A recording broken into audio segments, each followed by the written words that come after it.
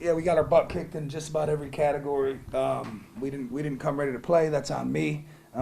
We got punked out. Their physicality on the ball made us turn the ball over 16 times. They had a great game plan. I think they walked in here and knew that they were tougher than us. And we've talked a lot about as a team when things don't go well from the 3-point line. That's the best team in the league at defending the 3-point line. We talked about that a bunch. We talked about driving and making good rim decisions. We didn't make good rim decisions. We got bailed out a couple times on fouls, but we didn't pass the ball. We catch and held the ball too much. We didn't sprint back on defense. We didn't take them out of what they wanted to run. They're not a very complex team offensively, but our defense just we've made a habit of giving other teams bigs career nights. He averages 10 points a game. He had 25 tonight, so more than double his average, but that's been par for the course here lately. We give other teams bigs, 8 or 10 points before we decide to guard them the way we worked on for 3 straight days and taking away their strong hand. We decided not to double the post this game because of the shooting that they have on the floor. They start three really good shooters, 3 of the best shooters in the Sun Belt. Actually, let me rewind. We did double the post the first 2 possessions, and they stung us twice from 3. So then we went away from it. Obviously, 3's worth more than 2.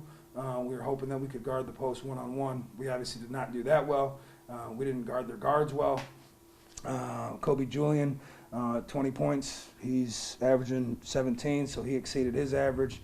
Katinje obviously exceeded his average. Famous Falks is 10 points a game. He had 16. He exceeded his average. Michael Thomas is 5 points a game. We gave him 10. He doubled his average. So we didn't do anything very well tonight. Complete lack of energy, and that's on me. So I've got to find a way to fix that before we play one of the best teams in the Sun Belt Conference, Southern Miss, this coming week. Coach, how difficult is it when you lose a game like that that is heavily based on what you said is toughness? Yeah, it's really difficult. I just don't understand how you'd show up without max energy and effort in a Sun Belt game against a team that just played in the NCAA tournament last year. We'll blame it on, runny noses and upset stomachs, but we just got to be tougher than that. It's not an excuse. I mean, everybody in the country doesn't feel good right now, so it's not an excuse. We got punked out. I wish I had a kinder way of saying that, but I don't really sugarcoat things. We got punked out at home, so not really pleased with our effort at all. And again, comes back to me. I didn't prepare us to win this game with the quick turnaround. I didn't do my job, so we're going to go back, watch the film, reevaluate what we did as a staff, and find a way to fix that. Because if we're not playing hard enough, that's on me.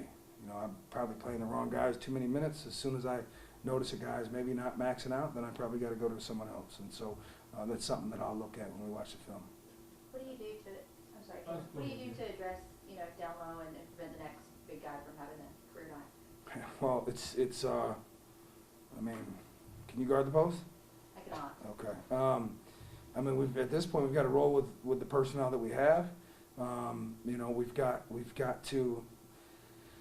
I'm at a point now. Maybe we try some smaller guys, maybe in height, that are will play a little bit more physical defensively in the post. I thought LaQuille was okay in stretches there. He at least will try to fight the catch. Again, we went to double in the post in the second half, but Texas State doesn't have the shooting that Louisiana has. I think that's what makes Louisiana a good basketball team. I mean, the average basketball fan will look at their 1-3 Sun Belt record, but their 3 losses are to 3 teams that are combined to be 11-1 in the Sun Belt before today. I have no idea but going into today, their 3 losses were to the 3 best teams in the league. James Madison and Marshall and Troy. So 2 undefeated teams and a team that's got 1 loss on the road at Southern Miss. That's a really good basketball team. There's a reason why Bob Marlin got his team to the NCAA tournament last year. They come ready to play. They don't get punked out very often. They do the punking, and we talked about that, and that's what happened tonight. So as far as guarding the post, we'll continue to look at double teams if it's fitting. tonight it's hard to double the post when you got 3 shooters, because then you're flying around in a 4-on-3 with 3 guys on the floor that can really shoot it. So we just got to get a little tougher. Avery, how difficult was it to get a good look from the perimeter, with their 3-point defense? Well, they do a good job of defending the 3-point shot. I don't know. I mean, it's not really an excuse. We just didn't play with pace tonight. We got to do a better job of that. We didn't play with energy. There's no excuse really for that. It's embarrassing.